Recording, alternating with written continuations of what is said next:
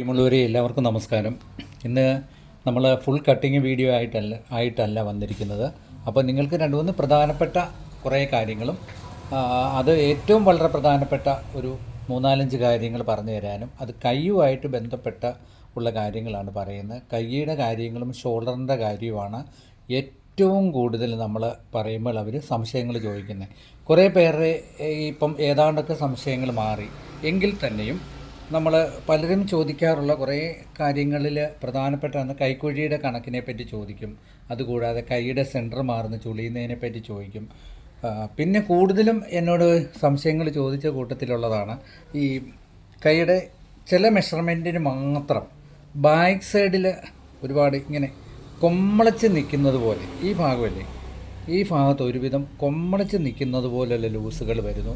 അത് എല്ലാവർക്കും ഇല്ല, കുറച്ച് പേർക്ക് മാത്രമേ ഉള്ളൂ. അത് നമുക്ക് എങ്ങനെ മാറ്റിയെടുക്കാവുന്നതിനെ പറ്റി ഞങ്ങൾക്കൊന്ന് പറഞ്ഞു തരണം. ബാക്കിയുള്ള കംപ്ലൈൻറ്റുകളൊക്കെ നമുക്ക് ഏകദേശമൊക്കെ ഞങ്ങളിപ്പം പല വീഡിയോ കണ്ട് മാറ്റിയെടുത്തു.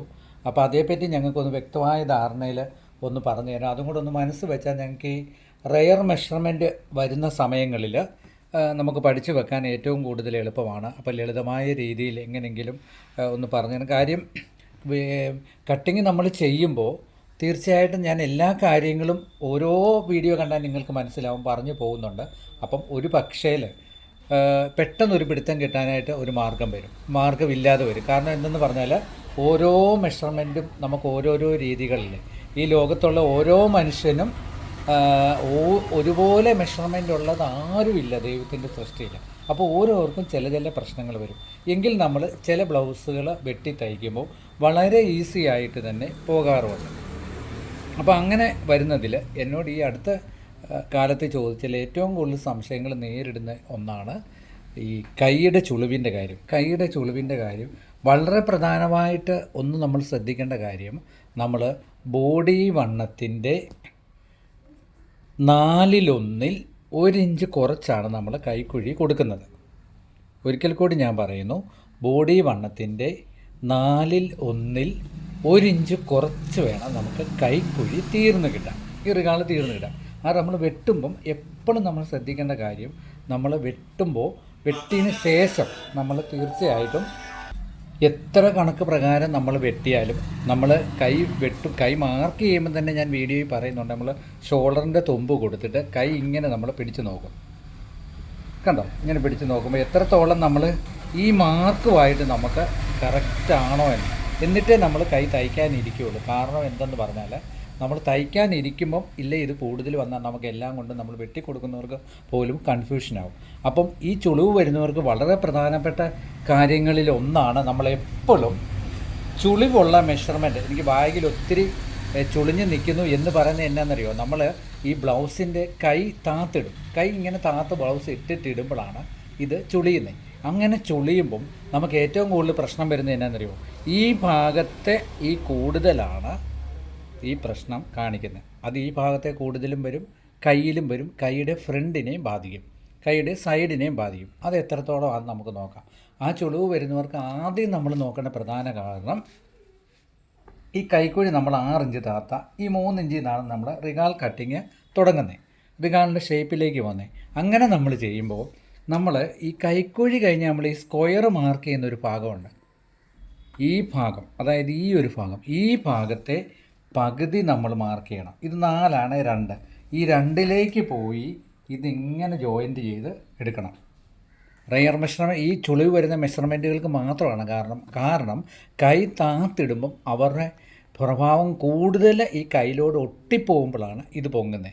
അങ്ങനെ വരുന്ന സാഹചര്യത്തിൽ ഇത് അകത്തോട്ട് കൂടുതലെടുത്താലും പുറത്തോട്ട് കൂടുതലെടുത്താലും ഇത് ചുളിയും. അപ്പോൾ സാധാരണ നമ്മൾ ഈ ലൈൻ 1.5 ഇഞ്ച് 1.25 ഇഞ്ച് കൊടുക്കാറുണ്ട്. അവർക്ക് ഇത് 1 ഇഞ്ച് കൊടുത്താലും മതി. ഈ 1 ഇഞ്ച് കൊടുത്തിട്ട് നമ്മൾ ഇങ്ങനെ എടുത്ത് ഈ ജോയിൻറ്റിലോട്ട് കയറിയിട്ട് ഇങ്ങനെ പോകണം. മനസ്സിലായി? ഇത് നമ്മൾ സാധാ മോഡൽ വെട്ടിയ ബ്ലൗസാണ്. ഈ കംപ്ലൈൻറ്റുകാർക്ക് നിങ്ങൾ വെട്ടുമ്പോൾ ഈ ലൂസിൻ്റെ സെൻറ്റർ മാർക്ക് ചെയ്തിട്ട് ഇവിടുന്ന് ഈ ലൂസിൻ്റെ സെൻറ്ററിലോട്ട് എത്തിക്കണം, ഈ വളവ്. എന്നിട്ട് ഇവിടുന്ന് നേരെ പോവുക. അപ്പോൾ ആ ഒരു ഭാഗത്തെ പ്രശ്നം അങ്ങ് മാറും. പിന്നെ ഒരു പ്രധാനപ്പെട്ട കാര്യം പറഞ്ഞുതരാം. പിന്നെ കൈയുടെ നമ്മൾ ഫ്രണ്ട് കുഴിച്ച് വെട്ടുമ്പോൾ നിങ്ങളോട് ഞാൻ എപ്പോഴും പറയാറുള്ള ഒരു പ്രധാന കാര്യമാണ്, ഈ കൈയുടെ ഷേപ്പ് എടുക്കുമ്പോൾ, കൈയുടെ ഷേപ്പ് നമ്മളിങ്ങനെയാണല്ലോ ഫ്രണ്ട് കുഴിച്ച് വെട്ടുന്നത്. കുഴിച്ച് വെട്ടുമ്പോൾ 1.25 ഇഞ്ച് നമ്മൾ സൈഡ് ഭാഗത്ത്, അതായത് ഇവിടുന്ന് 1.25 ഇഞ്ച്, ഇവിടുന്ന് 2.5 ഇഞ്ച്, 2 ഇഞ്ച് 2.5 ഇഞ്ചൊക്കെ കൊടുക്കാം. വെട്ടി വരുമ്പോൾ അതങ്ങനെ കയറി പോവുള്ളൂ. അതിന് ശേഷം ഈ ഭാഗത്തുള്ള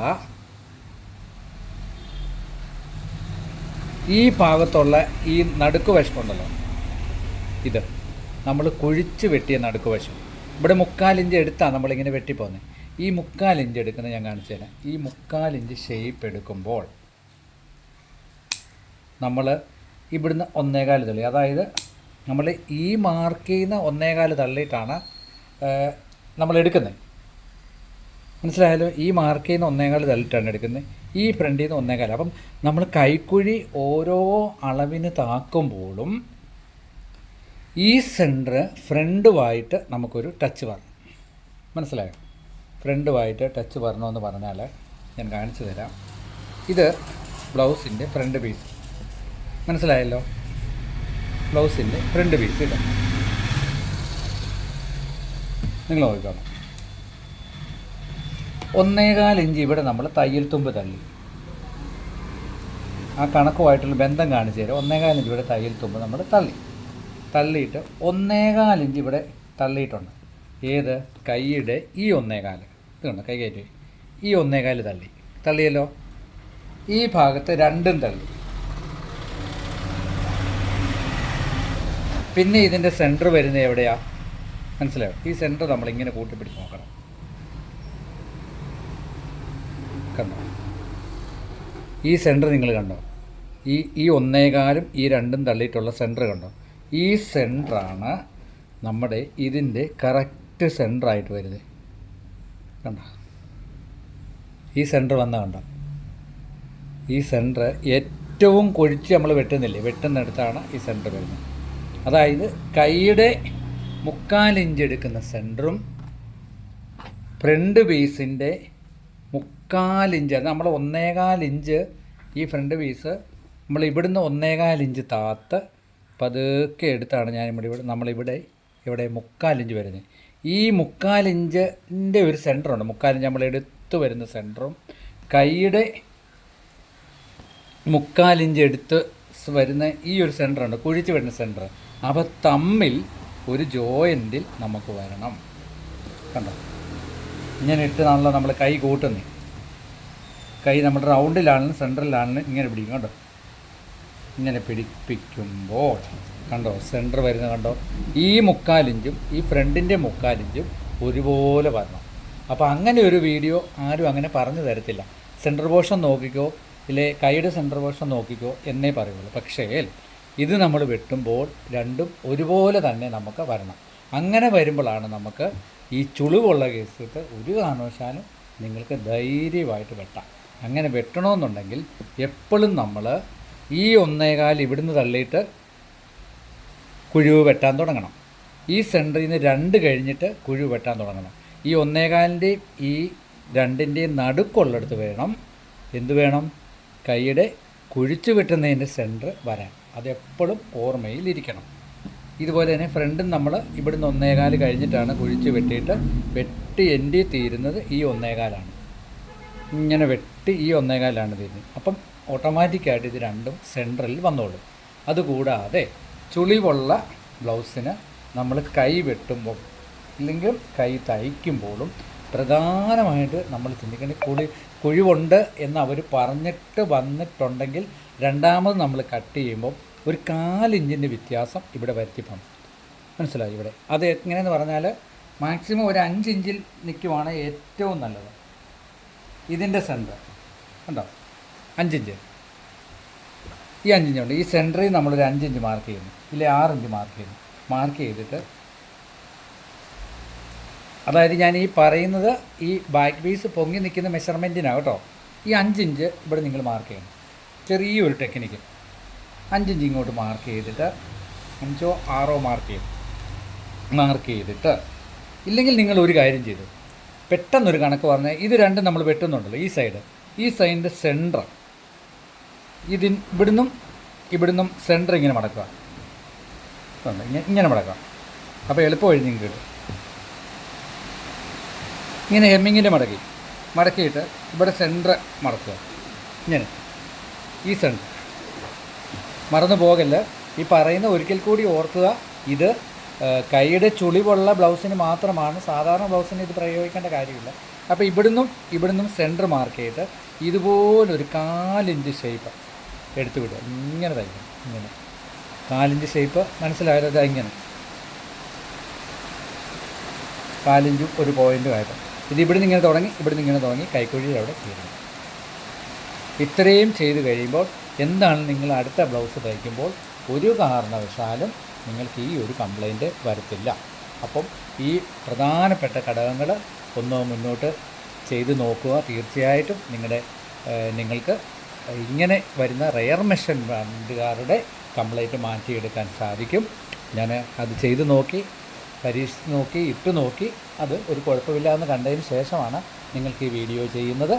നിങ്ങൾ തീർച്ചയായിട്ടും ഇത്രയും കാര്യങ്ങൾ ചെയ്ത് ഈ കൈയുടെ ചുളിവ് മാറ്റിയെടുക്കാനായിട്ട് ശ്രമിക്കുക. എന്നിട്ടും വരുന്നുണ്ടെങ്കിൽ നമുക്ക് അടുത്ത എന്താ മാർഗമെന്ന് നോക്കാം. Okay, thank you. എല്ലാവർക്കും നന്മകൾ നേരുന്നു. എല്ലാവർക്കും ഈശ്വരൻ്റെ അനുഗ്രഹം കിട്ടട്ടെ എന്ന് പ്രാർത്ഥിക്കുന്നു. ഇതുപോലെ നമുക്ക് സാരി ബ്ലൗസിനെ പറ്റി എത്രത്തോളം മനസ്സിലാക്കാവോ അത്രത്തോളം മനസ്സിലാക്കി മുന്നോട്ട് പോയാൽ നിങ്ങൾക്ക് കൂടുതൽ ഇതൊരു വലിയൊരു പ്രയോജനമായിട്ട് മാറും.